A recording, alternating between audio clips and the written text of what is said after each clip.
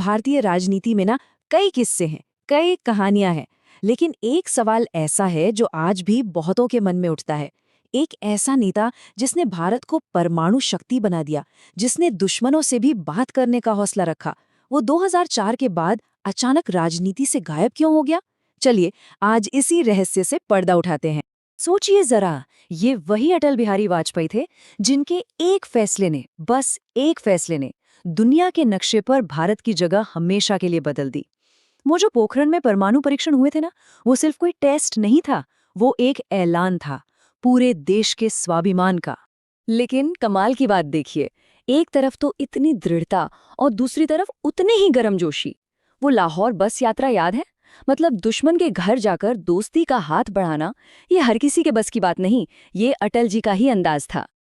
और इन सबसे भी बढ़कर एक बात थी, पावर के टॉप पर भी बैठकर उनमें घमंड, अहंकार दूर दूर तक नहीं था। उनकी सादगी की मिसालें तो आज तक दी जाती हैं, और यही चीज उन्हें सिर्फ एक प्राइम मिनिस्टर नहीं बल्कि एक सच्चा स्टेट्समैन बनाती। तो फिर सवाल वही है, इतना बड़ा कद, इतना सम्मान, फिर 2004 की हार के बाद वो अचानक एक तरह से गुमनामी में क्यों चले गए? क्या ये सिर्फ एक चुनाव हारने का असर था, या फिर पर्दे के पीछे कुछ और ही खेल चल रहा था? ठीक है, तो उस बड़े सवाल के जवाब तक पहुंचने से पहले ना, एक मिनट के लिए ये समझ लेते हैं कि अटल बिहारी वाजपेयी असल में थे कौन। क्योंकि वो सिर्फ एक पॉलिटिशियन नहीं थे, वो एक कवि थे, एक जर्नलिस्ट थे और एक ऐसे प्रधानमंत्री जिनकी इज्जत हर पार्टी का नेता करता था। उन्होंने 3 बार भारत की कमान संभाली और अपने हर कार्यकाल में उन्होंने एक ऐसी छाप छोड़ी जिसे आज भी याद किया जाता है।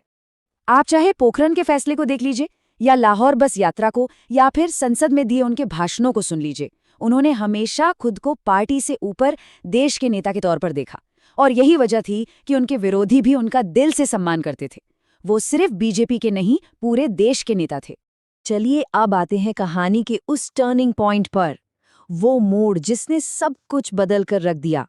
साल 2004 के चुनाव और उसके हैरान कर देने वाले नतीजे। साल 2004, बीजेपी और उसके सहयोगी दल, मतलब कॉन्फिडेंस एकदम हाई था।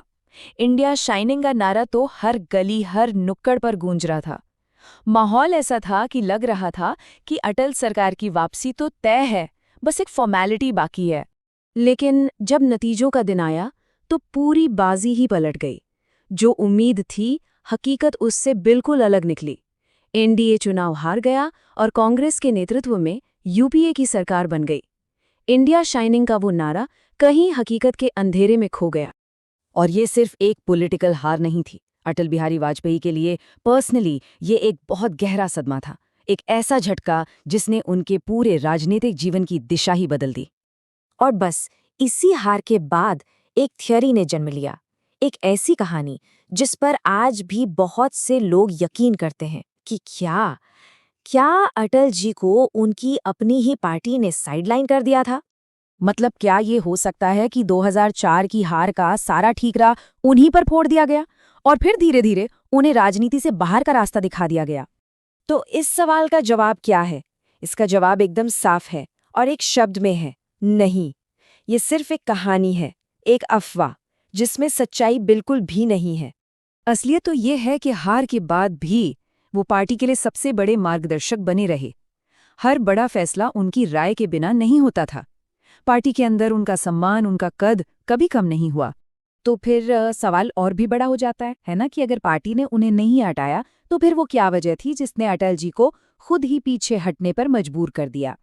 तो चलिए अब आते हैं उस असली वजह पर, उस सच्चाई पर जो अटल जी के इस खामोश एग्जिट के पीछे थी।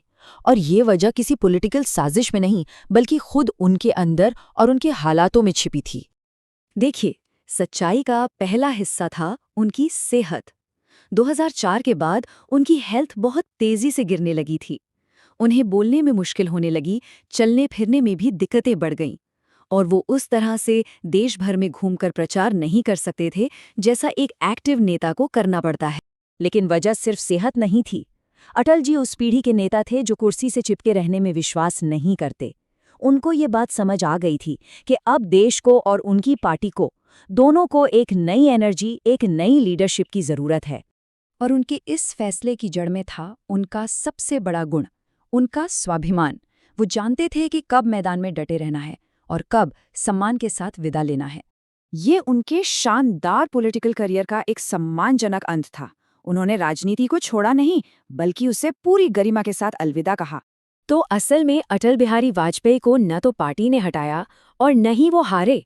सच तो ये है कि वो खुद पीछे हट गए ताकि लोकतंत्र का पहिया आगे घूम सके, ताकि नई पीढ़ी को मौका मिले। और शायद यही वजह है कि अटल बिहारी वाजपेयी को आज भी सिर्फ एक नेता के तौर पर नहीं, बल्कि भारतीय राजनीति के एक पूरे दौर, एक युग के तौर पर याद किया जाता है। एक ऐसा दौर जो हमें सिखाता है कि राजनीति में स्वाभिमान और सम्मान का क्या मतलब होता है।